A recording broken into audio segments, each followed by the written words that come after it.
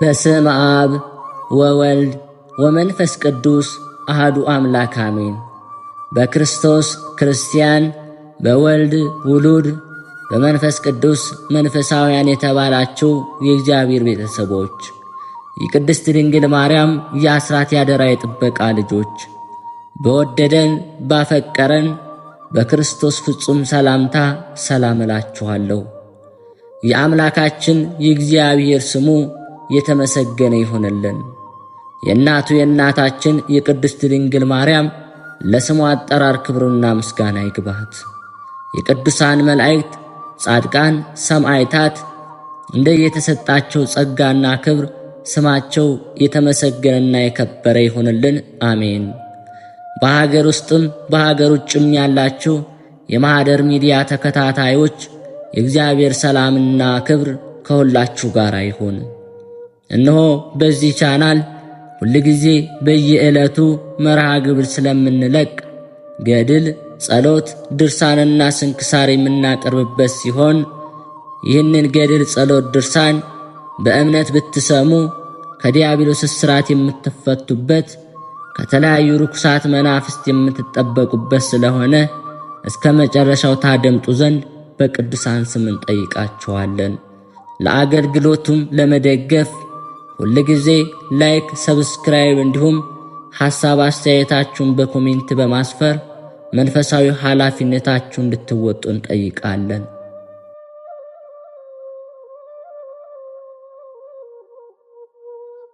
እንኳን ለጻድቁ አቡነ ገብረ መንፈስ ቅዱስ የዕረፍታቸው መታሰቢያ ዓመታዊ ክብረ በዓል በሰላም አደረሳችሁ።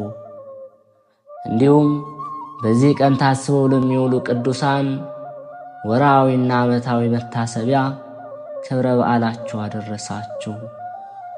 የእግዚአብሔር ቤተሰቦች፣ የድንግል ማርያም የአስራት ያደራ የበኩራት ልጆች፣ የቅዱሳን ወዳጆች፣ ከዚህ በመቀጠል የጻድቁ የአቡነ ገብረ መንፈስ ቅዱስን ገድላቸውን እናገራለን።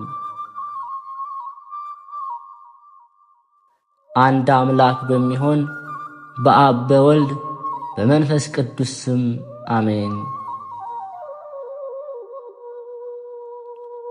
ኑሯቸው እንደ ሰው ያይደለ በምድረ በዳ እንደ መላእክት የኖሩትና በዝቋላ ተራራ ላይ ባለው ባህር ውስጥ 100 ዓመት ተዘግዝቀው ለኢትዮጵያ ሰዎች ምሕረትን የለመኑት አቡነ ገብረ መንፈስ ቅዱስ ዕረፍታቸው ነው። ዳግመኛም በዚህች ዕለት የከበረ ቅዱስ ኪራኮስ ከእናቱ ከቅድስት ሐና ጋር በሰማዕትነት አረፈ። አቡነ ገብረ መንፈስ ቅዱስ ከደቡባዊ ግብፅ ከቆላው ሀገር ከንሂንሳ የተገኙ ገዳማዊ ናቸው። አባታቸው ስምዖን ከነገደ ቢንያም ሲሆኑ እናታቸው ደግሞ አቅሌስያ ይባላሉ። ወላጆቻቸው በእግዚአብሔር ፊት ደጋጎች የነበሩ ቢሆኑም አቅሌስያ መካን ሆና ልጅ በማጣቷ እያለቀሰች 30 ዓመት ኖረች። ከዕለታት በአንደኛው ቀን ወደ ቤተ ክርስቲያን ገብታ የአብ የወልድ የመንፈስ ቅዱስ ስዕል ካለበት ፊት ለፊት በመቆም እግዚአብሔር ልጅ ሰጣት ዘንድ አልቅሳ ስትለምን ያን ጊዜ ከስዕሉ ቃል ወጥቶ ስልጣኑ ከሰማይ ከፍ ከፍ የሚል ንጽሕናው ከሚካኤልና ከገብርኤል የሚተካከል ክህነቱ እንደ መልከ ጼዴቅና መጥምቆ ዮሐንስ እንደ ነቢይ ኤልያስ የሆነ ልጅ አንቺ ተቀበይ አላት። አቅሌስያም በመጋቢት 29 ጸንሳ በታኅሳስ 29 ቀን ደምግባቱ እጅግ የሚያምር ወንድ ልጅ እንደወለደች መልአኩ ቅዱስ ገብርኤል በሰው አምሳል መጥቶ የዚህ ልጅሽ ስሙ ገብረ መንፈስ ቅዱስ ይሁን አላት። ወዲያውኑም ሕፃኑ ተነስቶ ከእናቱ ጭን ወርዶ ለአብ ለወልድ ለመንፈስ ቅዱስ 3 ጊዜ ሰገደ። ዳግመኛም ከጨለማ ወደ ብርሃን ላወጣኸኝ ለአብ ለወልድ ለመንፈስ ቅዱስ ምስጋና ይገባል አለ። እግዚአብሔር ነቢዩ ኤርምያስን በእናትህ ማኅፀን ቀደስኩ፣ ከማኅፀን ሳትወጣም የተመረጠ አደረግኩ እንዳለ ገብረ መንፈስ ቅዱስም ከእናቱ ማኅፀን መርጦታልና። የበልዓምን አህያ ያናገረ የቢታንያ ድንጋዮችን አንደበት ሰጥቶ ስሙን እንዲያመሰግኑት ያደረገ አምላክ አሁንም ይህንን ሕፃን አንደበቱን ከፍቶለት ስሙን እንዲያመሰግን አደረገው። ከዚህ በኋላ ይህ ሕፃን በተወለደ ጊዜ ለአምላኩ ሰግዶ ለአብ ለወልድ ለመንፈስ ቅዱስ ካመሰገነ በኋላ እናቱ አላቀፈችውም፣ ጡቱም አልጠባም። ከዚያ የነበሩ ሁሉ ይህንን በማየታቸው እጅግ ተደንቀው አምላካቸውን አመሰገኑ። ከ3 ዓመት በኋላም እግዚአብሔር መልአኩ ቅዱስ ገብርኤልን እንዲህ ብሎ አዘዘው፣ ሕፃኑን ከእናቱ ክንድ ተቀበል፣ ብዙ ገዳማውያን ወዳሉበት ገዳም ውሰድና ከበራቸው አስቀምጠው። አበምኔቱም ሕፃኑን ከበራ አንስተ ከአንተ ዘንድ አኑረው፣ ስለ ልብሱና ስለ ምግቡ አታስብ፣ ሕፃኑ የመንፈስ ቅዱስ ማደሪያ ነውና። ምግቡ መንፈሳዊ ነው፣ ይኸውም ከእግዚአብሔር የሚወጣ ቃል ነው። ሰው በእንጀራ ብቻ እንደማይኖር ወቅ በለው በማለት አዘዘው። ብርሃናዊ መልአክ የራማው ልዑል ቅዱስ ገብርኤልም እንደታዘዘው ከሰማይ ወርዶ ሕፃኑን ከእናቱ ክንድ ወስዶ በክንፎቹ አቅፎ ስሞ እስከ 7ቱ ሰማይ አውጥቶ ለስሉስ ቅዱስ ፊት አቅርቦ አስባረከው። እግዚአብሔር መልአኩን ወደ እናቴ ማርያም ውሰድና ትባርከው አለውና ወስዶት እመቤታችን ድንግል ማርያም ባረከችው። ዳግመኛም ከአዳም ጀምሮ ሄሮድስ በግፍ እንዳስፈጃቸው ሕፃናት ያሉት ሁሉም ቅዱሳን ነቢያት፣ ሐዋርያት፣ ጻድቃን፣ ሰማዕታት፣ ደናግልና መነኮሳት ሁሉም እንዲባርኩት አደረገ። መልሰው ከእግዚአብሔር ፊት አቆመው። መድህን ጌታም ሕፃን ገብረ መንፈስ ቅዱስን በመንግሥቴ ከኔ ጋር ትነግሣለህና ደስ ይበል፣ በርታ፣ የሚደርስብን ሁሉ ታገዝ፣ ብዙ ነፍሳትን በአንተ ምክንያት ይድናሉ፣ ሰላሜ ከአንተ ጋር ይሆናል አለው። ከዚህ በኋላ መልአኩ አባ ዘመደ ብርሃን ወዳለበት ገዳም አወረደውና ሕፃኑን ከበር ላይ አስቀምጦ እርሱ ወደ ውስጥ ገብቶ እግዚአብሔር እንዳዘዘው ሁሉን ነገረው። አባ ዘመደ ብርሃንም ሕፃኑን አስገብቶ በእንክብካቤ የቤተ ክርስቲያንን ትምህርት ሁሉ እያስተማረ አሳደገው። ሕፃኑ ትምህርቱን በጨረሰ ጊዜ ድቁና ተቀብለው እንደ ቅዱስ እስጢፋኖስ ጸጋና ሞገስን የተመላ ሆነ። ፍጹም እግዚአብሔር ጸጋ አድሮበታልና ስራው ሁሉ በእውቀት የተመላ የተቃና ሆነ። አባ ዘመደ ብርሃንም በሕፃኑ ላይ ያደረበትን ጸጋ እያየ እጅግ ደስ ይለው ነበር። እንደ ቅዱስ እንጦንስም አስኪማ ሰጠው። ከዚህ በኋላ ገብረ መንፈስ ቅዱስ ቅስናን ተቀበሉና በጾም በጸሎት ተጠምደው በታላቅ ተጋድሎ መኖር ጀመሩ። እንደ ሐዋርያትም ተአምራትን የፈውስ ሀብት ተሰጣቸው። ድውያንን የሚፈውሱ፣ ሙታንን የሚያነሱ፣ አጋንንትን የሚያወጡ ሆኑ። መልአኩና ኃያሉ ገናናው ቅዱስ ገብርኤልም ዳግመኛ ተገልጦላቸው ወደ ሰማይ አሳረጋቸው፣ ከእግዚአብሔር ፊትም አቆማቸው። ያን ጊዜም ጌታችን ክቡራን የሆኑ እጆቹን ዘርግቶ ከባረካቸው በኋላ በጸሎት ከሲኦል የምታወጣቸው ብዙ ነፍሳት አሉ። ድውያንን ትፈውሳለህ፣ ከእንግዲህ ወዲህ ከሰው ተለይተ ወደ ጫካ ገብተ ከአንበሶችና ከነብሮች ጋር አኑር አላቸው። አባታችንም ጌታችን የሰጠኝ እነዚህ አንበሶችና ነብሮች ምን ይመገባሉ አሉት። ጌታችንም የረገጥከውን መሬት ይልሳሉ፣ በዚያም ይጠግባሉ። ወደ እኔም እስከምትመጣ ድረስ ይሄው ምግብ ይሆናቸዋል አላቸው። ቅዱሳን መላእክት ይህንን በሰሙ ጊዜ ደስ አላቸው። ጌታችን መልአኩን ወደ ቀድሞ ቦታቸው ይመልሳቸው ዘንድ አዘዘ። ከዚህ በኋላ አቡነ ገብረ መንፈስ ቅዱስ ከራሳቸው እስከ እግራቸው ድረስ ጠጉር በቀለላቸው። የጠጉራቸው ርዝመቱ 1 ክንድ ከስንዝር ነው። አባታችን በታላቅ ተጋድሎ ሲኖሩ በጸጋ ላይ ጸጋ ተጨመረላቸው። ከዕለታት በአንድ ቀን የፈወሳቸው ሕሙማን ብዛታቸው እልፍ ሆነ። የሀገሩ ሰዎችም ሥራቸውን ስላወቁባቸው አዘኑ። ውዳሴ ከንቱ እንዳይሆንብኝ ተነስቼ ሰው ወደማያውቀው አገር ሄዳለሁ ብለው ተነስተው ሄዱ። ሕዝቡም አባታችን እንደተሰወሩ ባወቁ ጊዜ በሐዘን ተላቀሱ። ከዚህ በኋላ አባታችን ወደ ጫካ ገብተው ብቻቸውን የበጋውን ሐሩር የክረምቱን ቁር ታግሰው ምንም ልብስ ሳይለብሱ ራቁታቸውን ሆነው በተጋድሎ ኖሩ። ከጽኑ ተጋድሏቸውና ከጫካው ቅዝቃዜ የተነሳ ሰውነታቸው አልቆ ከአጥንታቸው ጋር ተጣበቀ። ፍራፍሬም ሆነ ምንም ነገር አይመገቡም፣ ውሃን ፈጽሞም አይጠጡም ነበር። አባታችን በምድረ በዳ እንደ ሰው ሳይሆን እንደ መላእክት ኖሩ። ቅዱሳን መላእክትም ዘወትር ይጎበኟቸው ነበር። ስለ ምግባቸውም ሰማያዊ ህብስትን አምጥተው ይሰጧቸዋል። ነገር ግን አባታችን ያንን ህብስት አይመገቡትም። ይልቁንም ጽዋውን ባሸተቱት ጊዜ እንዲሁ ይጠግባሉ፣ ይረካሉ። ነቢይ ክብርህን በማየት እጠግባለሁ እንዳለ አባታችን በተወለዱበት ቤት አልኖሩምና እናት አባታቸው የሥጋ ዘመዶቻቸው አላወቋቸውም።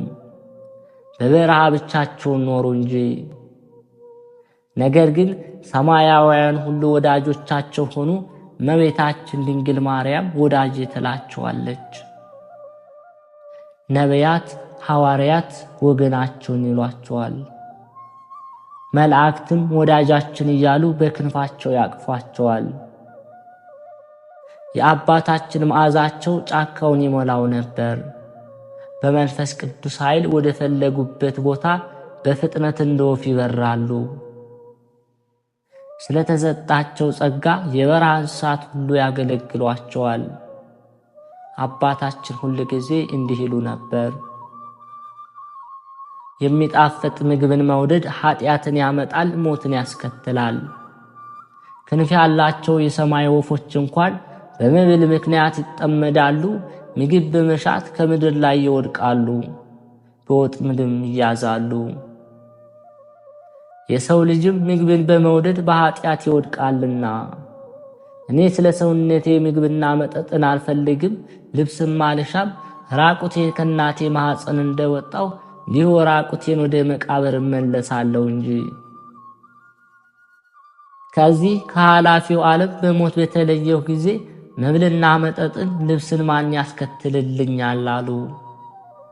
ዳግመኛም ሰው ሊደርስ በማይችልበት በረሃ ኖራለሁ፣ ነጣቂ ተኩላዎችና አራዊቶች ባሉበት እነርሱ እንዲበሉኝ ሥጋዬን እጥላለሁ። ዳዊት በመዝሙሩ የጻድቃን ሥጋቸው ለዱር አራዊት ነው እንዳለ፣ እኔ ክፉ አውሬዎችና ተናዳፊ እባቦች ዘንዶች ወዳሉበት ይገባለሁ፣ ምግብም መሆናቸው ዘንድ እሰደዳለሁ በማለት አባታችን ራሳቸውን ለሞት አሳልፈው ይሰጡ ነበር። ነገር ግን አራዊቱ ሁሉ እየሰገዱላቸው ይገዙላቸው፣ ከእግራቸውም በታች ይተኙ ነበር። እንደሚታዘዝ ደቀ መዝሙርም ይታዘዙላቸው ነበር። ለጸሎትም በሚቆሙበት ጊዜ አብረዋቸው ይቆማሉ፣ በፊታቸውም ይጫወታሉ። በአንደኛው ዕለት አባታችን ጸሎታቸውን እንደጨረሱ ሰማይ ተከፍቶ የእሳት ድንኳን ተገልጦ 40ቱ እንስሳ እግዚአብሔርን ዙፋን ተሸክመው 24ቱ ካህናተ ሰማይ ማዕጠንት ይዘው ቅዱሳን መላእክትና አለቆቻቸው በየነገዳቸው በዙሪያው ቆመው ጌታችን ለአቡነ ገብረ መንፈስ ቅዱስ በአንድነት በሦስትነት እንዳለ ተገለጠላቸው። አባታችንም ይህን ባዩ ጊዜ እጅግ ፈሩ፣ ደንግጠው መሬት ላይ ወደቁ። ጌታችንም ካጸናቸውና ካበረታቸው በኋላ ዮሐንስ ቀለምሲስን እኔ እንዳየኝ አንተም እኔን ማየት የምትችልበት ኃይል እሰጥሃለሁ። ወዳጄ ሆይ ምን ትሻለህ? የምትጠይቀኝስ ነገር ምንድነው? ልይህ ብለህ በለመንከኝ ጊዜ ተገለጥኩልህ። 80 ዓመት በጫካ ኖርክ፣ በረሃዎችንም ዞርክ። ከአንበሶችና ነብሮች ከአራዊትም ጋር መኖርን አልፈራህም። ጨክነ እስከ ሞት ድረስ ታገስክ እንጂ።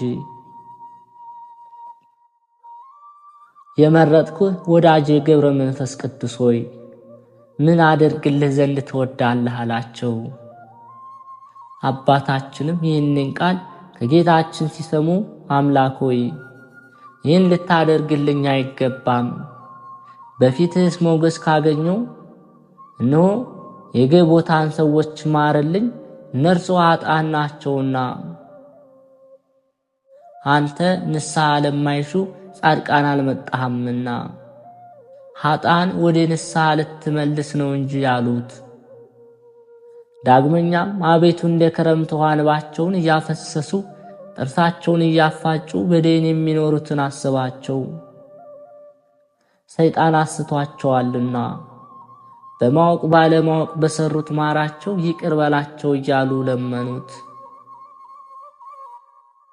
ጌታችንም ወዳጄ ሆይ የለመንከኝን አልከለክልህም፣ እንደ ቸርነቴም ስምህን የጠሩትን መታሰቢያን ያደረጉትን ኃጥአን ምሬልሃለሁ። የለመንከኝን ሁሉ አደርግልህ ዘንድ ቃል ኪዳንም ሰጥቻለሁ አላቸው። አባታችን ገብረ መንፈስ ቅዱስ እጅግ ደስ ብሏቸው በግንባራቸው መሬት ላይ ወድቀው ጌታችን ኢየሱስ ክርስቶስን ሲያመሰግኑት ቅዱሳን መላእክትና ሰማያውያን ቅዱሳን ሁሉም አብረው ተደስተው እግዚአብሔርን አመሰገኑ። አባታችን ገብረ መንፈስ ቅዱስ ይህንን ቃል ኪዳን ሲቀበሉ ዕድሜያቸው 300 ዓመት ነበር። ጌታችንም የመላእክት አለቆችን ስለ ወዳጄ ገብረ መንፈስ ቅዱስ ምልጃ ወደ ገሃነም ሄዱና የኃጥአን ነፍስ አውጡ፣ ከእስራታቸውን ፍቷቸው አላቸው። እነርሱም የገቦታ ሰዎችን 3000 ነፍሳት ከደይን አውጥተው ወደ ገነት አገቧቸው። ዳግመኛም እግዚአብሔር አቡነ ገብረ መንፈስ ቅዱስን እንደ አንተ ካሉት ሰዎች በቀር በዓለም ያሉ ሰዎች እንዳያውቁ አደርጋለሁ። መላእክት ይጎበኙሃል እንጂ ከካህናትና ከመነኮሳት ከምዕመናንም ወገን ቢሆን ምንም ያለ ፈቃድህ አያዩም። ወዳጄ ሆይ እንደ ወደድህ እኔ አባቴና መንፈስ ቅዱስ በሦስትነት ያየኸኝ። አሁንም ወደ ኢትዮጵያ ሂድ፣ በዚያም ከደይን የምታወጣቸው ነፍሳት አሉ አላቸው። አባታችንም አምላኬ ሆይ ወደዚያች አገር ማን ያደርሰኛል አሉት። እግዚአብሔር እኔ በስልጣን ያደርሳለሁ ካላቸው በኋላ ከእርሳቸው ተሰወረ።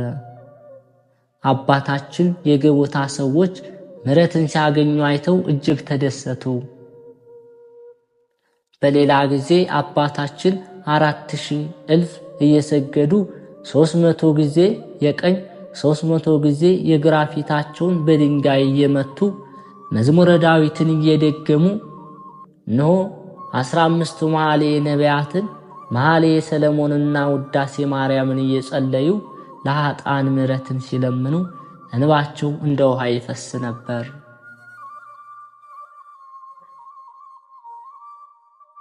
ጌታችንም በተወለድሁባት በተጠመቅኩባትና በሞት በተነሳሁባት ዕለት እልፍ ነፍሳትን እምርልሃለሁ አላቸው። ከዚህ በኋላ አባታችን 60 አንበሶችና 60 ነብሮች የተከተሏቸው ወደ ኢትዮጵያ መጡ። ብርሃናዊ መልአክ ቅዱስ ገብርኤልም ከእነዚህ ተከታዮች ጋር በነፋስ ሰረገላ ጭኖ ምድረ ከብድ አደረሳቸው። ዳግመኛም ደብረ ቅዱስ ወደሚባለው ወደ ዝቋላ ወሰዳቸው። አባታችንም በውሃው ዳር ቆሞ ምስራቁን፣ ምዕራቡን፣ ሰሜኑንና ደቡቡን በተመለከቱ ጊዜ የኢትዮጵያ ሰዎች ኃጢአታቸው በፊታቸው የተገለጠ ሆነ። ሰው የገዛ ፊቱን በመስተዋት እንደሚያይ የኃጥአንም ሥራቸው በአባታችን ፊት እንዲሁ የተገለጠ ነውና። አባታችንም የኢትዮጵያ ሰዎች ኃጢአታቸው በግልጽ በተመለከቱ ጊዜ ተወርውረው ወደ ባህሩ በመግባት ተዘቅዝቀው መጸለይ ጀመሩ። ከባህር እንዳልወጣ በእግሬም እንዳልቆም በሕያው ስምህ ምያለሁ። ይህንንም ተናግረው 40 መዓልት 40 ሌሊት ቆዩ።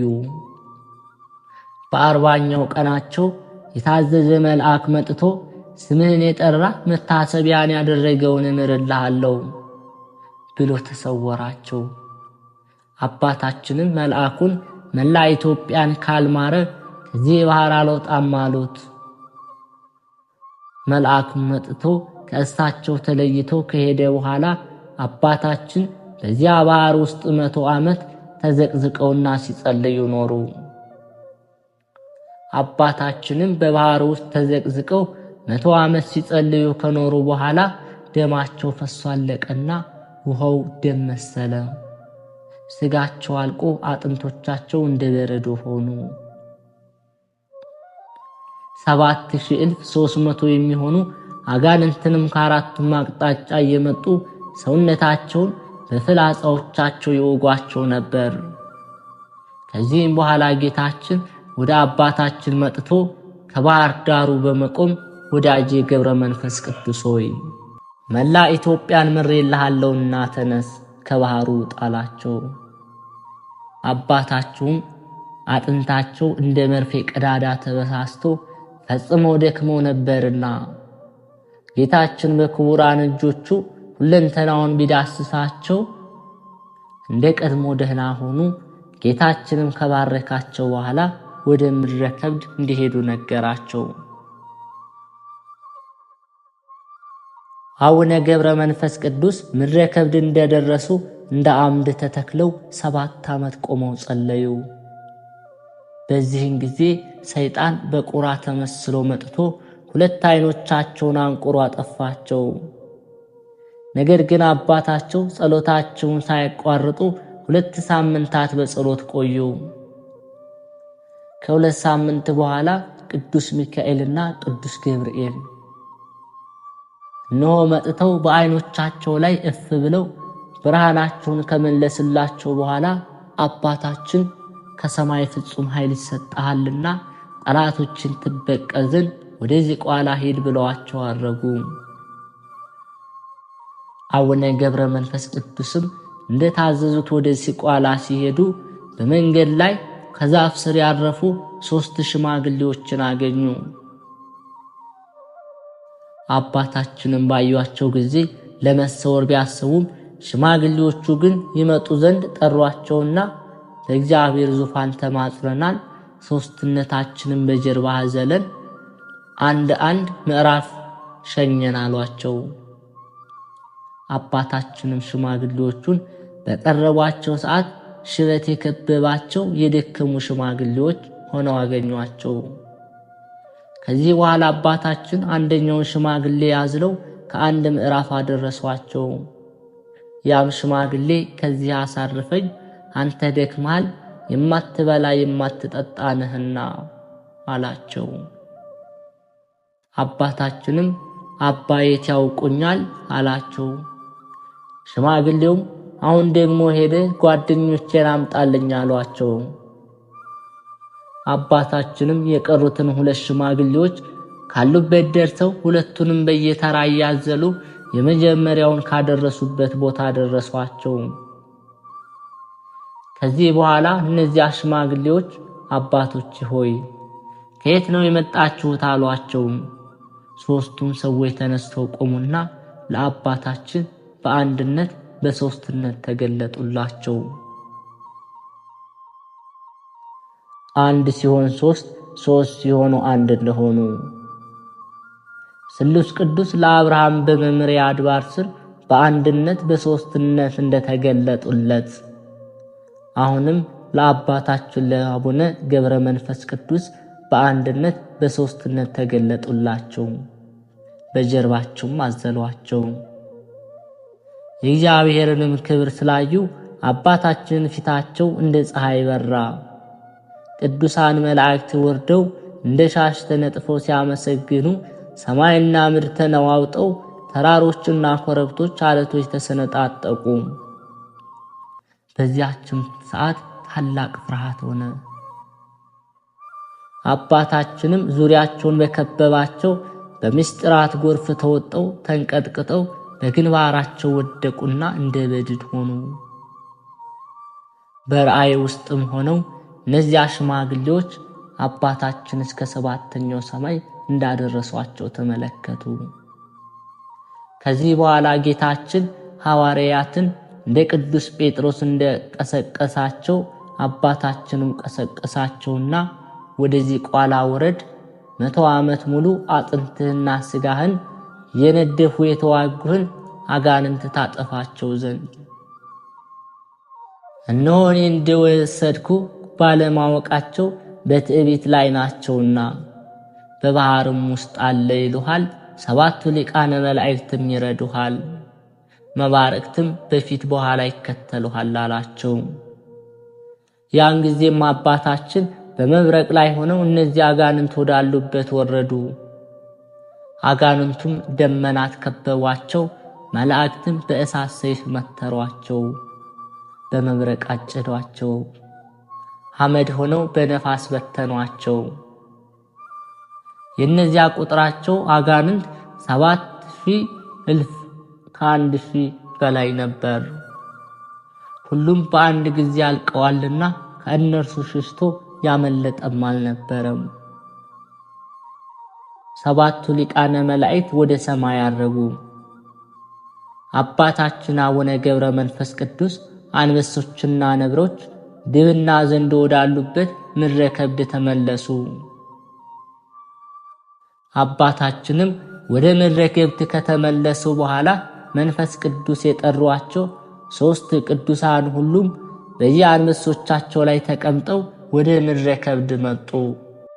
እነዚህ ቅዱሳን የዋልድባው አባ ሳሙኤል፣ የአዘሎ አቡነ አንበስና ከላይ ግብጽ ተነስቶ የመጣው አቡነ ብንያም ናቸው። ነገር ግን አባታችን እነዚህ ቅዱሳን ስለተሰወሯቸው ቅዱሳኑ እስከ 7 ቀን ድረስ በምህላ ሰነበቱ። የአባታችን የሚያስፈሩ አንበሶች ወጥተው የቅዱሳን አንበሶቻቸውን ገድለው ደማቸውን አፍስሰው ስጋቸውን በሉ። 3ቱ ቅዱሳን በዚህ ፈጽመው ደንግጠው ሳለ አባታችን ገብረ መንፈስ ቅዱስ 60 ነብሮች 60 አንበሶች አስከተለው ተገለጡላቸው። ሰላም ለእናንተ ይሁን፣ የእግዚአብሔር ቅዱሳን አትፍሩ አሏቸው። ቅዱሳኑም አባታችን ሆይ ጸሎተ ቅድስት እንደሆነች ባወቅን ጊዜ በእግዚአብሔር ፈቃድ እንባረክ ዘንድ ወደ አንተ መጣን። ነገር ግን ባናገኝ እስከ 7 ቀን አለቀስን አሏቸው። ዳግመኛም የእርሶም አንበሶች መጥተው አንበሶቻችን በሉብን አሏቸው። አባታችንም አንበሶቻቸውን እስከ ዕለተ ሞቴ ድረስ በእግሬ ከረገጥኩት ምድር በቀር እግዚአብሔር ያላዘዛችሁ ለምን በላችሁ? አሁንም የበላችሁትን ትፉ አሏቸው። እነዚህ አንበሶች አፋቸውን ከፈቱና የበሉትን የአንበሶቹን ሥጋ አጥንቶቻቸው ከደም ጋር ተፉ። በሆዳቸው የቀረ የለም። አባታችን ወዲያውኑ ወደ ምስራቅ ዞሮ እግዚአብሔርን ካመሰገኑ በኋላ አቤቱ አልዓዛርን ያስነሳው አንተ ነህና አሁንም እነዚህ አናብስት ከሞት አስነሳቸው፣ ለባሮችም የድካማቸው ማረፊያ ይሁንላቸው። ኖ አንተ የሰጣቸውን አትከልከላቸው እያሉ ጸለዩ። አቡነ ገብረ መንፈስ ቅዱስ እንዲህ ብለው ጸሎታቸውን ከጨረሱ በኋላ የአንበሶቹ ሥጋቸው በመስቀል ምልክት ባርከው በጌታዬ በፈጣሪ በኢየሱስ ክርስቶስ ኃይል ተነሱ አሏቸው። አንበሶቹም እንዳይን ጥቅሻ ፈጥነው ተነሱና እንደ ቀድሞ ሆኑ። ለአባታችንም እጅ ነስተውና ሰግደው የእግሩን ትቢያ ላሱ። አባታችንም ወደ ጌቶቻቸው መለሳቸው። እነዚህ ሦስቱ ቅዱሳን በአባታችን ላይ ያሉ ድንቅ ነገርን የሚሰራ እግዚአብሔርን አመሰገኑ። የዋልድባው አባ ሳሙኤልም አባታችን ሆይ አባት ሆይ በዚህ ቀን ድንቅ ሥራን አየን። አርአያ የእግዚአብሔርን መልአክ አርአያ ይመስላል። ቅድስና ፍጹም ነው። የጸሎትህ ኃይል ሙታንን ያስነሳል። የተበሉ አንበሶችን ከአንበሶች ወደ አወጣህ አሏቸው። ዳግመኛም አባታችን ስለ ቅዱሳኑ ምግብ ወደ እግዚአብሔር በጸለዩ ጊዜ መልአኩ ቅዱስ ፋኑኤል ከእግዚአብሔር ዘንድ ተልኮ በእጁ 3 ህብስትና 3 ጽዋ ይዞ መጣ። አባታችንም ሦስቱን ቅዱሳን እግዚአብሔር የሰጣችሁን የህብስት ሰማያዊ ነው፣ እነሆ ጽዋ ንሱ ብሎ ጠጡ አሏቸው። ቅዱሳኑም ሥራቸውን እያደነቁ በልተው ጠጥተው ጠገቡ። በማግስቱም አባታችን ቅዱሳኑን በሰላም ሂዱ ብለው መርቀው ሸኟቸው። የእግዚአብሔርንም ሥራ እያደነቁ ወደ የበዓታቸው ተመልሰው ሄዱ። ከዚህ በኋላ ለአባታችን ጌታችን ተገልጦ ብዙ ተአምራትንና ምስጢራትን ከነገራቸው በኋላ ወደ አረማውያኑ ሀገር ሄደ። እንዲያስተምሩና የሚደርስባቸውንም መከራ ጭምር ነገራቸው። አባታችንም ክርስቶስ ፈጽሞ ወደማያውቁት አረብ አገራት ላካቸው። የአረብ ንጉሥ ብዙ ሰራዊቱን አስከትሎ ብዙ ጣዖታትን አዞ ሲጓዝ አገኙት። በጣዖታቱ ውስጥ አድረው የነበሩ አጋንንትም አባታችን ባዩ ጊዜ ወጥተው ሸሹ። ጣዖታቱ ከምድር ላይ ወድቀው ተሰባበሩ። የአረቡ ንጉሥ አንተ ጸጉረ ልብሱ ምንድነ ሰው ነህን? አላቸው። አባታችን አዎ እኔ ሰው ነኝ፣ ያውም የጌታ ኢየሱስ ክርስቶስ ባሪያ አሉት። ንጉሡም መልሶ በዚህ አይሁድ በሰቀሉት ታምናለህን? አላቸው። አባታችንም አዎ እኔ በእርሱ አምናለሁ አላፍርም። ስለኔ የተሰቀለውን በሰው ፊት አምነዋለሁ። ስለኔ ብቻ አይደለም ንጉሥ ሆይ ስላንተና ካንተ ጋር ስላሉትም ነው እንጂ። በእርሱ መኑ የዘላለም ሕይወት ታገኙ ዘንድ አላቸው። ንጉሡም ይህንን በሰማ ጊዜ በጣም ተቆጥቶ ሰራዊቱን ሁሉ ጠርቶ በቶሎ እሳት እንዲያነዱ አዘዛቸው። የእቶን እሳቱንም ካነደዱ በኋላ በሉ ይህንን የኢየሱስ ክርስቶስ ባሪያ ነኝ የሚለውን ጸጉረ ለባሹን አንስታችሁ ከእሳቱ ውስጥ ጨምሩት አላቸው። አባታችንም ንጉሡና መኳንንቱ ሰራዊቱ ሁሉ እያዩአቸው ከእቶን እሳት ውስጥ ገቡ። ነገር ግን እሳቱ እንደ ወንዝ ውሃ ሆነ። የንጉሥ ሰራዊትም ይህን ከተመለከተ በኋላ ግማሾቹ በዚህ ሰው አምላክ አምነናል አሉ። ንጉሡም 77 ታዛዦችን በማዘዝ አምነናል ያሉትን ሰዎች ራሶቻቸውን በሰይፍ አስቆረጣቸው። ቁጥራቸው 40,000 ነበር። ንጉሡም ሰይፉን መዘው የአባታችን ራስ ሊቆርጥ ተወርውሮ ወደ አባታችን ሲሄድ ወዲያውኑ ጽኑ መብረቅና ነጎድጓድ ንጹታ ሆነ። ጌታችንም ወደ አባታችን ዘንድ መጣ። መብረቁንም ባለ ጊዜ ንጉሡንና ሰራዊቱን ሁሉ አጠፋቸው። የሞቱትም ሰዎች ቁጥራቸው 400,000 ሆነ። አንዲስ እንኳ ሳይቀር ሁሉም አለቁ። አባታችን በመብረቅ የሞቱትን ሰዎች ባዩ ጊዜ ውስጣቸው በሐዘን አለቀሰ። ነፍሶቻቸውን የጽልመት መላእክት ወደ ገሃነመ እሳት ሲወርዷቸው ተመልክተዋልና። በዚህም ጊዜ አባታችን ጌታችን እነዚህን ሰዎች ማረልኝ አሉት። ዳግመኛም ሰው ስህተተኛ ነው፣ አንተ ግን መሐሪና ይቅር ባይ ነህና በእኔ ምክንያት በእነዚህ ሰዎች አትፍረድባቸው። ይህንንም እያሉ በለመኑት ጊዜ ጌታችን ተሰወረባቸውና ወደ ሰማይ አረገ። አባታችንም ወዲያውኑ አጠገባቸው ካለው ገደል እግራቸው በገመድ አስረው ቁልቁል ተዘቅዝቀው ተሰቀሉ። ሰይጣን መጥቶ ያችን ገመድ በቆረጣት ጊዜ አባታችን በገደሉ ሲወድቁ መልአኩ ቅዱስ ሚካኤል እንደ አይን ጥቅሻ መጥቶ አባታችንን አቅፎ ያዛቸው። በእግርህ ላቁምህ ወይስ በራስህ ላቁምህ ትወዳለህ አላቸው። አባታችን ገብረ መንፈስ ቅዱስም መልአኩ ተወኝ በራሴ ልቁም አሉትና መልአኩ በዚያው ትቷቸው አረገ። አባታችን በጥርሳቸው ድንጋይ ነክሰው እስከ 30 ዓመት ተዘግዝገው ሲጸልዩ ኖሩ። ናላቸው ሁሉ ፈርሶ አለቀ። አንጀታቸው ፈሰሰ፣ እንደ እንጨትም ቅርፊት ሆነ። ከ30 ዓመት በኋላ ጌታችን 7ቱ ሊቃነ መላእክትና እናቱን ድንግል ማርያምን አስከትሎ ወደ አባታችን መጣና 3 ጊዜ በስማቸው ጠርቶ እነዚያን ከሃዲዎች ምሬልሃለሁ አለው። አባታችንም ነክሰውት የነበረውን ድንጋይ በጣሉት ጊዜ ጥርሶቻቸው አብረው ተነቅለው ወደቁ። ጌታችንም በክቡራን እጆቹ ቢዳስሳቸው ሰውነታቸው ታደሰላቸው። አባታችንም ጌታችን ምሬልሃለሁ ካልከኝ ከማርክልኝስ ነፍሳቸውን ከሥጋቸው ጋር አዋሃድልኝ አሉት። ጌታችንም አባታችን እንዳልክ እንደወደድክ ይሁንልህ፣ እኔ ሙታንን ልታስነሳ ሥልጣን የሰጠው አይደለምን? አሁንም ወደ ሞቱት ሰዎች ሄድና አማትብባቸው። ይህን ከተናገራቸው በኋላ ወደ ሰማይ አረገ። ያን ጊዜ አባታችን ወደ ሞቱት ሰዎች ሄደው በላያቸው ከጸለዩ በኋላ እናንተ ሁላችሁ በጌታዬ በኢየሱስ ክርስቶስ ኃይል ተነሱ። ያን ጊዜ ሙታን ወዲያውኑ አፈፍ ብለው ተነስተው በአባታችን ፊት ቆሙ። አባታችንም ሃይማኖትን አስተምረው አጥምቀው ክርስቲያን አደረጓቸው።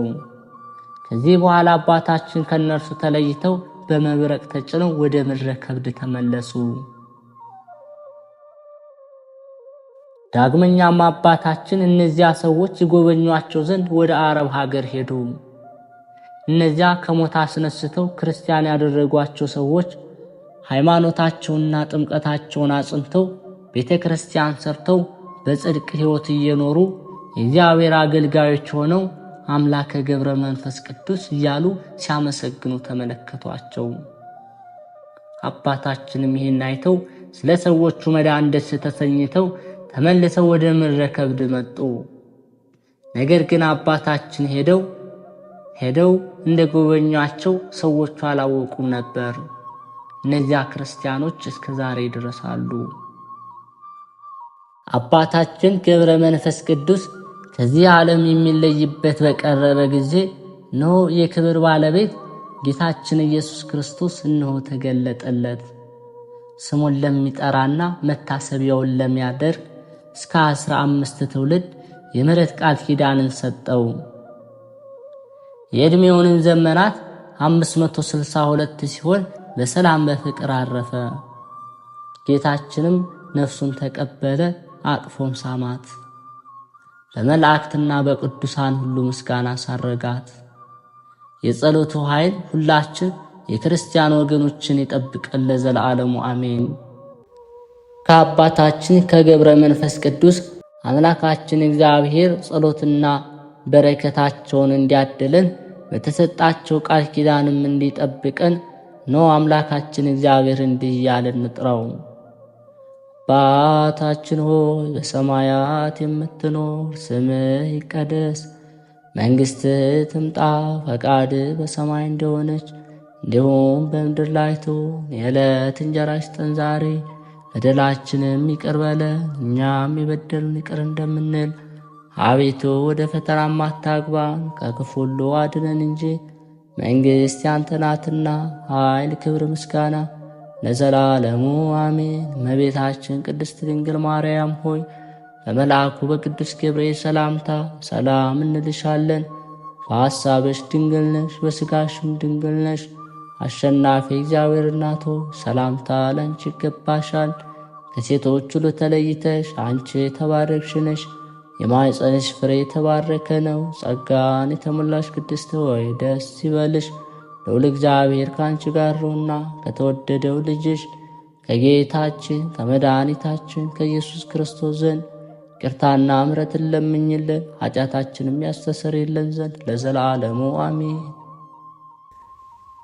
የእግዚአብሔር ቤተሰቦች ከዚህ በመቀጠል የአባታችን የጻድቁ ገብረ መንፈስ ቅዱስን መልኩን እናደርሳለን። ገብረ መንፈስ ቅዱስ ሆይ በብስራተ መላእክት ለተጸነሰው መጸነስና በወርኃ ታኅሣሥ ለተወለድከው ልደት ሰላም እልሃለሁ። ክቡር አባት ሆይ ስለ ዓለሙ መድኃኒት ኢየሱስ ክርስቶስ ስለ ጌትነቱ ልደት ተርሴስ ግብር እንደገበረ እኔም ፍጹም ልባዊ የሆነ እጅ መንሻ ወርቅ አቀብርልሃለሁ። ገብረ መንፈስ ቅዱስ ሆይ የቤተ ክርስቲያን መብራት የምትሆን የተመረጠች የክብርትና ተጡት ባለመጥባት በመንፈስ ቅዱስ እንክብካቤ ስላደገው አስተዳደግ ሰላም እልሃለሁ። ክቡር አባት ሆይ በጠንካራው የጽድቅ ክንድህ ደግፈኝ፣ ያዘኝ። እጅግ ጥልቅ የሆነ የፍትወተ ሥጋ ጉድጓድ ልትጨምረኝ ዓለም በፊቷ ወጥመዷን አጥምዳለችና። ገብረ መንፈስ ቅዱስ ሆይ በእንጨት ያይደለ የብርሃኑ ጸዳል እጅግ በሚያበራ አምደ ብርሃን ለተቀረጸ ስም ሰላም እልሃለሁ። ክቡር አባት ሆይ በኃጢአት ድጥ ላይ ለመውደቅ የሚፍገመገሙትን በኃያሉ ክንድ ፈጥነህ የምትደግፍ ነህና በዓለም ላይ መልካም ዝና ላተረፈው ስም አጠራር ኢትዮጵያ ታመሰግናለች፣ ግብፅም ትዘምራለች። ገብረ መንፈስ ቅዱስ ሆይ በቅባ ሃይማኖት ለለሰለሰ ስዕርተ ርእስ በጠፈር ክሳድህ ላይ ለሚገኘው ርዕስም ሰላም እልሃለሁ። ክቡር አባት ሆይ በትሩፋተ ገድል በዋጅሃት በመንግሥተ ሰማይ ክፍል በዚያ ከኔ ጋራ ይሁን ስትል በጆሮዬ ንገረኝ። ገብረ መንፈስ ቅዱስ ሆይ በመዓልት ላይ ሰልጥኖ ከሚያበራ ፀሐይ ይልቅ 7 እጅ ለሚያበራው ስነ ገጽ ሰላም እልሃለሁ። ክቡር አባት ሆይ ምጽዋትን እንደ ዘር የምትዘራ ለጋስ ባለጸጋ ነህና ሙሽራው ድንገት ሌሊት በመጣ ጊዜ ከአንተ ጋር መብራት አብርቼ እቀበለው ዘንድ ከትሩፋተ ገድልህ የመብራት ዘይት አካፍለኝ ስጠኝ። ገብረ መንፈስ ቅዱስ ሆይ ባለሟልነት ጸጋና ግርማ ሞገስ ለተሸለሙ ቀራንብቶች ሰላም እልሃለሁ። ለሥጋዊ መድረክ መብራት ለሆኗት ዓይኖችህም ሰላም እልሃለሁ። ክቡር አባት ሆይ በተከበሩት ጉባኤ መካከል አንተ እጅግ የተከበርክ ነህና የአእምሮህን ሕግ በልቦናዬ ሰሌዳ ላይ ጻፍ፣ አእምሮዬ ትክክል አይደለ ነውና። ገብረ መንፈስ ቅዱስ ሆይ በሐዘን ላይ ያለውን ጸሎትና በትካዜ ላይ የምትገኘውን ሴት የልመና ቃል በቅጽበት ለሚሰሙ አእዛኖች ሰላም እልሃለሁ። ክቡር አባት ሆይ ልዩ ልዩ ተአምራትን ከማድረግ ጋር መሐሪ እንደመሆን ሁሉን የምትረዳ የተለያዩ ስጦታን የምትሰጥ ስትሆን በእኔ ዘንድ ልቦናን ስለምን ይጨክናል? ገብረ መንፈስ ቅዱስ ሆይ ኃጥኡን ሰው ለማዳን ከሱ ዘንድ የንስሐ እንባ ምንጭ ለሚፈልቅበት ጉንጭ ሰላም እላለሁ። ክቡር አባት ሆይ ጽኑዓን መሰናክሎችን በአሸናፊነት ለመውጣት ልዩ ኃይል ነህና አቤቱ ከስውር ሰይጣን ወጥመድ ሰውረኝ፣ ከግፈኛ ሰው መገፋትም አድነኝ። ገብረ መንፈስ ቅዱስ ሆይ ከወርቅ ዕንቁ ይልቅ ንጽሐ ድንግልናዋ የሚያንጸባርቀውን የድንግል ማርያምን ንጽሐ ድንግልና ገና በሩቁ ለሚያሸቱ አዕናፎች ሰላም እላለሁ። ክቡር አባት ሆይ አነዋወርህ ሉዓላዊ ምጡቅ እንደመሆኑ መጠን የመብረቅን ሰረገላ ለፊትህ በማስቀደም የዚያን የውዳቂ ጋኔን ሰራዊት ጠላቶችን ተከታትለህ አጥፋቸው።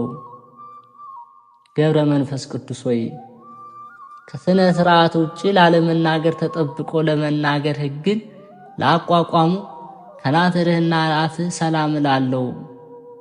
ክቡር አባት ሆይ ምግባረ ሰናይን አጠናክረህ የያዝ ፍጹም መነኮስ አንተ ያለ እህል ውሃ ተጋድሎህን ስታካሄድ ተመልክታ የነበርክባት ገዳም ወይም ጭው ያለችው በረሃ ትዕግስትን ፈጽማ አደነቀች።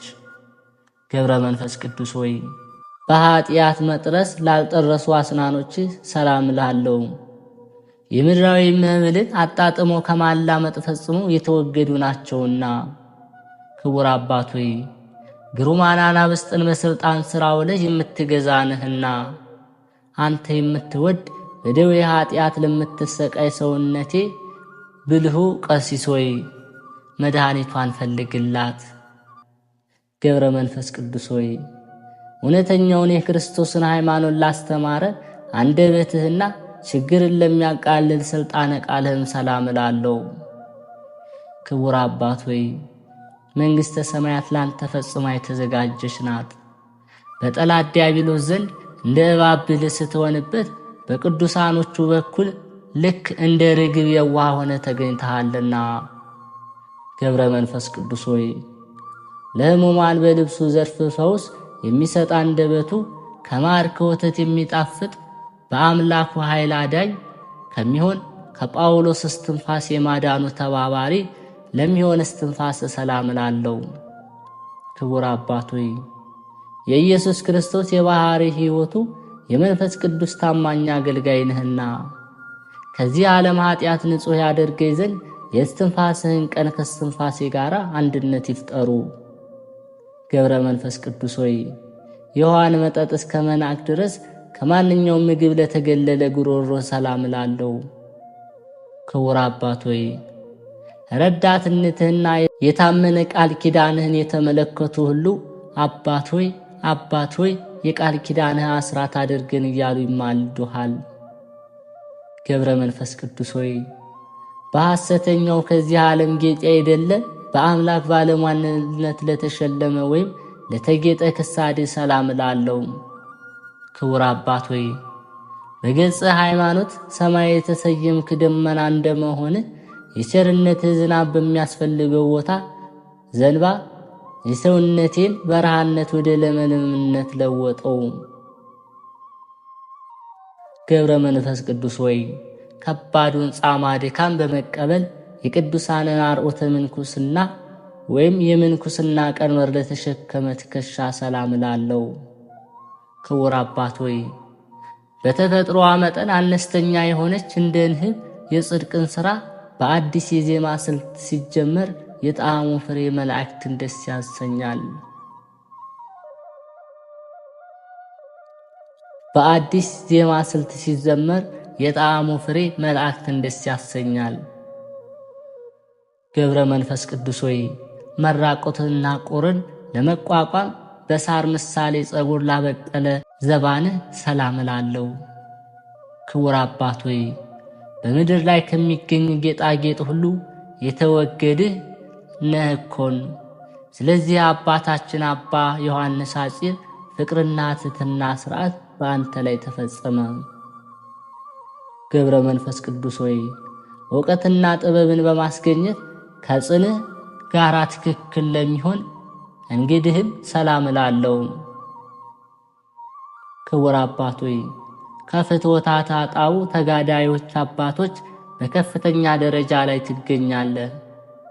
በነፋስ ክንፍ ተጭነህ ትበራለህና ደመናም የጫማ መረገጫ ነውና። ገብረ መንፈስ ቅዱስ ሆይ የክርስቶስን የምስጋና መሥዋዕት ቁርባንን ለዳሰሱ ለአንተ ለካህኑ እጆች ሰላም እላለሁ። ክቡር አባት ሆይ ከተከበረው ወገን የተገኘ ቀሲስና ከተባረከው ዘር የተገኘ ዲያቆን አሜን አሜን እያል በአንተ እጅ ንጹሕ ቁርባን መቀበል ማን በከፈለኝ። ገብረ መንፈስ ቅዱስ ሆይ ፈጽሞ ለማይለያዩና ለማይነጣጠሉ ኩርናህና መዝራት ሰላም እላለሁ። ክቡር አባት ሆይ የልዑል እግዚአብሔር አቃቤ ሕግ አዋቂ ብልህ ነህና ሕንፃውና ምርጉ በፈረሰ ጊዜ የነፍሴን አዳራሽ በቅድስና ጌጥ አስጊጠህ አሳድስልኝ። ገብረ መንፈስ ቅዱስ ሆይ በብፁዓት መዳፎች ጋር በማስተባበር ለተመሰገኑ ክናዶች ሰላም እላለሁ። ክቡር አባት ሆይ በጠዋት ገስግዘው ወደ አንተ ከመጡት ሰራተኞች ይልቅ እኔ ከረፈደ በኋላ በሥራ ቦታ ተቀጥሬ ለምሰራ አገልጋዬ በአንተ ዘንድ ሳታውል ሳታድር ዋጋዬን በቅድሚያ ለመስጠት ስጦታን አስቀድም። ገብረ መንፈስ ቅዱስ ሆይ በጸሎት ጊዜ እንደ ፋና መብራት ለሚያበሩ ጣቶችና ጽፋሮች ሰላም እላለሁ። ክቡር አባት ሆይ ለተናቀ ሥጋዊ ፈቃድ ንብረቱን በትህትና ባጠፋ አባት ሆይ አንተ በቸርነትህ ብዛት እኔን ጎስቋላው ልጅህን ተቀበለኝ። ገብረ መንፈስ ቅዱስ ሆይ ምንጣፍን ለማይፈልግ በአክናፍ ለተሸለመው ጎድነ ሰላም ላለው ክቡር አባት ሆይ ስምህ በሰማያዊ አምደ ወርቅ የተጻፈ ነውና የሰማይ መላእክት እያዩ ዘወትር ያነቡት ዘንድ ተደግፎ እንዳይቀር የኔን ስም ከአንተ ስም ጋር በዚያ ጻፍልኝ። ገብረ መንፈስ ቅዱስ ሆይ ስንፍናን የሚያመጣ ምድራዊ ህብስትን ያይደለ ሰማያዊ ህብስትን ለተመገበ ከርሰ ሰላም ላለው ክቡር አባት ሆይ ሁሉም በግልጽ ያከብርሃል፣ ሁሉም ያደንቅሃል። ለዕውራኖች ብርሃናቸው፣ ለአንካሶች ምርኩዛቸው፣ ለማይሰሙት የመስሚያ ቃለ ድህንጻቸው ሆነሃልና። ገብረ መንፈስ ቅዱስ ሆይ ከቂም ከበቀል ለራቀ ልቦና ሰላም ላለው የኢየሱስ ክርስቶስ የጥበቡ ብርሃን በሱ ዘንድ አንጸባርቋልና። ክቡር አባት ሆይ ለጠላት የመሳቂያና መሳለቂያ እንዳልሆን ጽድቅን የሚያስገኝ የትህትና ሕግ አስተምረኝ። ትዕቢት ሰይጣን ከውርደት ላይ የጣለ ነውና። ገብረ መንፈስ ቅዱስ ሆይ ከቀድሞ የኦሪት የፋሲካ በዓል ከበግና ከፍየል ኩልያት ከሚቀርበው መስዋዕት ይልቅ ለተቀደሱትና ለተባረኩት ኩልያቶች ሰላም ላለው ክቡር አባት ሆይ ብርሃንን የተጎናጸፍክ እንደመሆንህ መጠን ምድራዊ አዳራሻችን ሕንፃዋን ከፈረሰ መሰረቷም ከተነዋወጸ ዘንድ በሰማያዊት ሀገር መሰረቷን አጽንተ ግብረ ሕንፃዋንም አሳምር። ገብረ መንፈስ ቅዱስ ሆይ ነውር ነቀፋ ለሌለበት ሕሊና ሰላም ላለው ክቡር አባት ሆይ የባለ 10,000 መክሊት ወርቅ ባለቤት ትጉህ መንፈሳዊ ነጋዴ ነህና የጌታውን ወርቅ በምድር ላይ የቀበረ በዚያ በሰነፉ አገልጋይ የተመሰልኩን አገልጋይህን ጌታ በሾምህ ቦታ ከኋላ አስከትለህኝ ተጓዝ። ገብረ መንፈስ ቅዱስ ሆይ እንደዚህ ዓለም ንብረት በገንዘብ ተገዝቶ ለማይገኝ ውስጣዊ ሰውነትና ማዕት ሰላም ልሃለው። ክቡር አባት ሆይ መዓዛው ጣፋጭ ሆነ መልካም ሽቶ ነህና ያንተ ጤና መዓዛ በሚሸተትበት አካባቢ ሁሉ ሌላው ሽቶ ዋጋ የሌለው ከንቱ ነው። ገብረ መንፈስ ቅዱስ ሆይ ከእግር እስከ ራስ ባሉ ተዋሳቶች በሚገኝ በሰሌዳ ከርስ ላይ ለተቀመጠ ህንምርት ሰላም ላለው ክቡር አባት ሆይ ወደ አንተ አጥብቀው የሚለምኑ የምድር ነዳያን ሁሉ ብልጽግናን ያገኙ፣ የተራቡትም በእህል በረከት ይጥገቡ።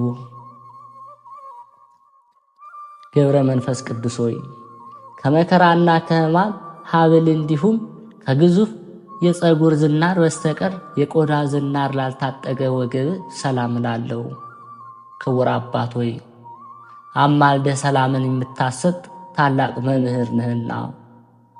አባት ሆይ መልካሙን ጠባይና ጣፋጩን ያነጋገር ስነ ምግባር አስተምረኝ።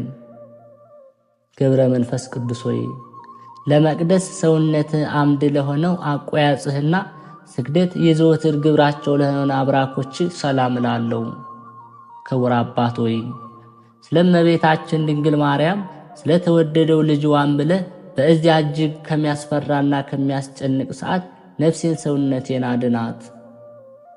ገብረ መንፈስ ቅዱስ ሆይ መመሪያ ጥበቧ የስንፍና የሆነ በዚች ዓለም ጎዳና ላልተጓዙ እግሮች ሰላም ላለው ክቡር አባት ሆይ ለሀገራችን ለኢትዮጵያ ሐዋርያዋ አንተ ነህና በአውራጇ ሁሉ ዜና ትሩፋት ተሰራጭቷልና እስከ ምድርም ዳርቻ ትምህርት ሃይማኖት ተዳርሷልና። ገብረ መንፈስ ቅዱስ ሆይ የአዳምን ሰኮና ያቆሰለ የእባብ ዲያብሎስ የተንኮሉን መርዝ ሊቀርበው ላልተቻለው ሰኮና ሰላም ላለው ክቡር አባት ሆይ ክርስቶስ ካለበት ከዚያ ትኖር ዘንድ የጳውሎስን ቃል አስበህ የክርስቶስን መስቀል ተሸክመ ከሀገር ወጣ። ገብረ መንፈስ ቅዱስ ሆይ በጫማ ፈንታ ስውር የሆነች ፍለጋዋ የማይገኝ የጸሎትን ሰረገላ ለተጫሙ ጫሞች ሰላም ላለው ክቡር አባት ሆይ እኔ የማርያም ታማኝ አገልጋዩ የጻፍኩትን የምስጋና ደብዳቤ ያነቡልኝ ዘንድ ለሰማያውያን መላእክት አስተውሰህ ንገርልኝ። ገብረ መንፈስ ቅዱስ ሆይ ለእግር ጣቶችህና በግራ ቀኝ ለሚገኙ 10 አጽፋሮች ሰላም እላለሁ። ክቡር አባት ሆይ እግዚአብሔርን ደስ ወደማሰኝበት ፊቴን እስክመልስ ድረስ ፈጥኖ እንዳይጠራኝ አምላክህን ማልድልኝ፣ ለምንልኝ። እሱ ምሕረቱ የበዛ ፍጹም ታጋሽ ነውና። ገብረ መንፈስ ቅዱስ ሆይ ገና መጠኑን ሳያደርስ አባትህ ዘመደ ብርሃን እንደ መልአከ ደመና ላስደነቀው አካለ ቆምህ ሰላም እላለሁ። ክቡር አባት ሆይ በፈጣሪ ክርስቶስ ፊት ቆሞ ሰማዕት ደሙን ጻድቅም ጾሙን በሚያስብበት ጊዜ ከዚያች ከቂምና ከበቀል ሰዓት ሰውረኝ። ገብረ መንፈስ ቅዱስ ሆይ በምግባቱ ለሚያንጸባርቅ ስነ መልክህ ሰላም እላለሁ።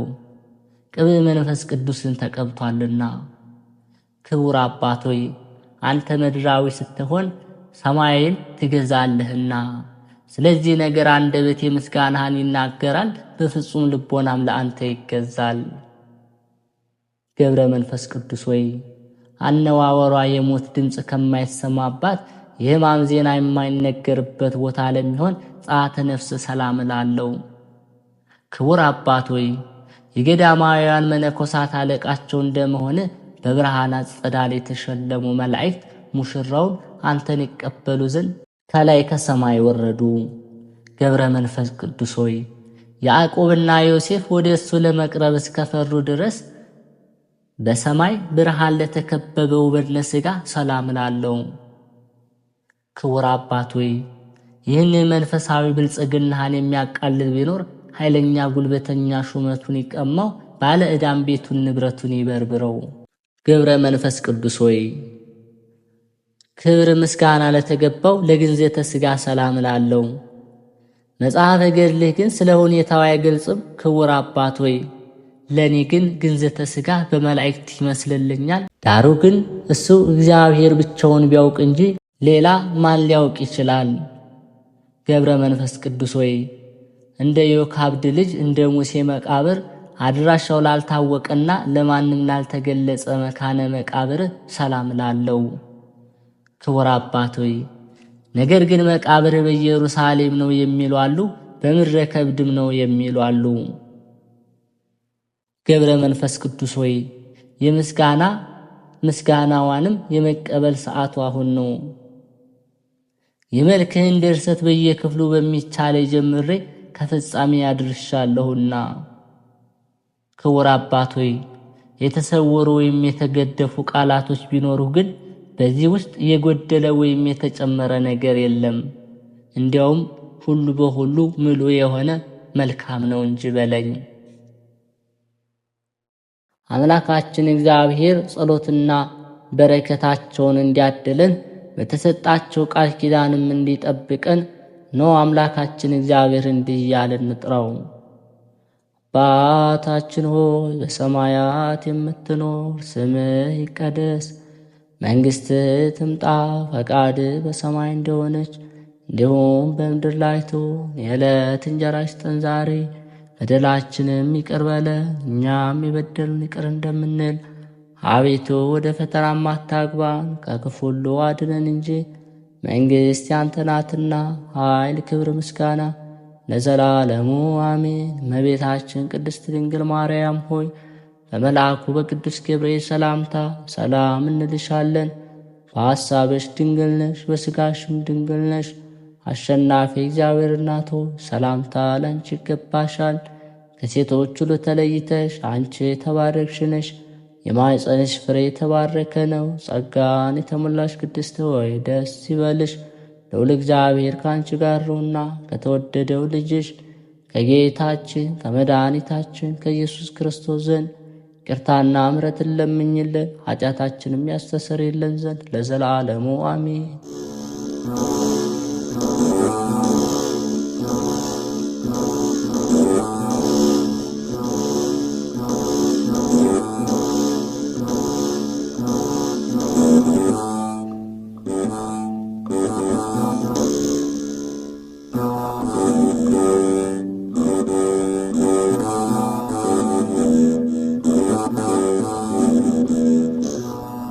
ነው።